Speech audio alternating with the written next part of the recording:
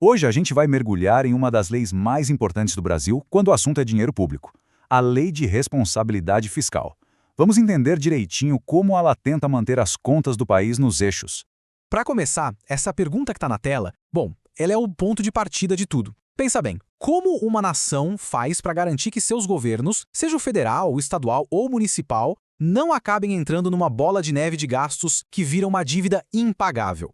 É exatamente para resolver esse dilema que a Lei de Responsabilidade Fiscal foi criada. Então, a solução que apareceu lá no ano 2000 foi essa aí, a Lei de Responsabilidade Fiscal, ou como todo mundo chama, a LRF. O objetivo dela é bem direto, sabe? É estabelecer regras claras de planejamento e de transparência, tudo para evitar que a coisa desande e para manter o equilíbrio das contas públicas. É basicamente um manual de boas maneiras com dinheiro público, só que com força de lei. E para quem valem essas regras? Para todo mundo, sem exceção. A lei é bem clara.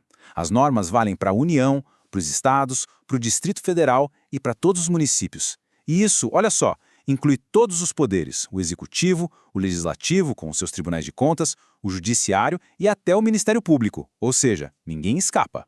Para a gente entender como a LRF funciona na prática, ajuda bastante pensar nela como se fosse uma construção com 3 pilares. O primeiro, e talvez o mais essencial, é o planejamento.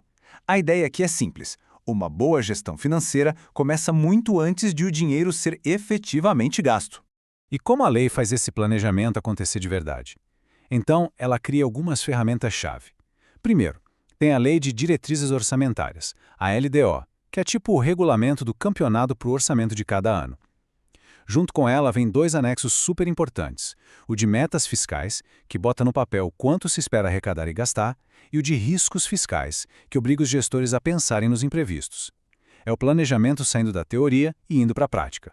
Agora vamos para o segundo pilar, que é talvez a parte mais conhecida da LRF, a criação de limites bem rígidos para os gastos. Se tem uma coisa que as pessoas geralmente lembram sobre a LRF, são os limites de gastos. A lei não fica só na sugestão de controle, não. Ela impõe tetos, números claros, principalmente para a despesa que costuma ser a mais pesada nas contas públicas, a folha de pagamento do funcionalismo. E aqui na tabela a gente vê os números. A União não pode torrar mais de 50% da sua receita corrente líquida com o pessoal. Para os estados e municípios, esse teto sobe um pouquinho e vai para 60%. Esses percentuais funcionam como uma linha vermelha, sabe? Barreiras bem claras que os gestores não podem ultrapassar sem ter que encarar consequências bem sérias. E além dos limites com o pessoal, tem um outro princípio que é fundamental, a tal da regra de ouro. Ela já existia na Constituição, mas a LRF veio para dar mais força. Explicando de um jeito bem simples, a regra proíbe o governo de pegar empréstimos para pagar despesas do dia a dia, tipo salários. A dívida só é permitida para fazer investimento. É como aquela regra da vida, não se usa o limite do cheque especial para pagar a conta de luz. E chegamos ao terceiro e último pilar, a transparência. A lei parte de uma premissa básica. Responsabilidade fiscal de verdade só acontece quando as contas públicas estão abertas, para todo mundo conseguir ver. O ponto central aqui é que não adianta nada o governo seguir as regras internamente, quietinho. A sociedade precisa ter acesso a tudo isso, e de um jeito fácil de entender. A lógica é, se o dinheiro é público, a gestão desse dinheiro também tem que ser. A transparência vira, então, uma poderosa ferramenta de controle social. E para garantir que essa transparência aconteça, a lei criou mecanismos bem concretos. Olhando a lista, a gente vê relatórios obrigatórios como o RRO e o RGF, que forçam os governantes a prestar contas periodicamente. A lei também dá um empurrãozinho na participação popular, com as audiências públicas e, o mais importante hoje em dia, exige que todos os dados de gastos e arrecadação estejam online, em tempo real para qualquer um consultar. Certo.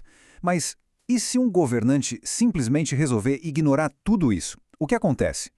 Bom, a LRF não é só um conjunto de sugestões. Ela, digamos, tem dentes. Existem punições bem claras para quem não anda na linha. Esse processo de cobrança é gradual, não é do dia para a noite. Funciona assim. Quando o gasto com pessoal bate em 95% do teto, acende uma luz amarela, um alerta. A partir daí, já começam a valer algumas proibições, tipo congelar contratações e aumentos. Agora, se o limite de 100% for ultrapassado, o gestor tem um prazo para se ajustar. Se não conseguir, aí sim as penalidades ficam bem mais pesadas. O Estado ou o município pode ser proibido de receber transferências da União e de contratar novos empréstimos. No fim das contas, tudo se resume à frase que está lá no primeiro artigo da lei e que é a filosofia por trás de tudo.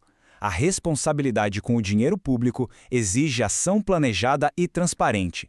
Tudo isso para prevenir riscos e garantir o equilíbrio das contas. Essa é a alma da LRF. Isso tudo nos deixa com essa reflexão final. A LRF é, sem dúvida nenhuma, um marco na administração pública do Brasil. Mas ela também levanta uma questão bem maior. Será que um conjunto de regras, por mais bem feito que seja, é o suficiente para garantir a saúde econômica de um país no longo prazo? É uma ferramenta poderosíssima, claro, mas a discussão sobre o caminho ideal para o equilíbrio fiscal, essa com certeza ainda está longe de terminar. Se considerou este conteúdo relevante, inscreva-se no canal para ter acesso a mais materiais voltados à preparação para concursos.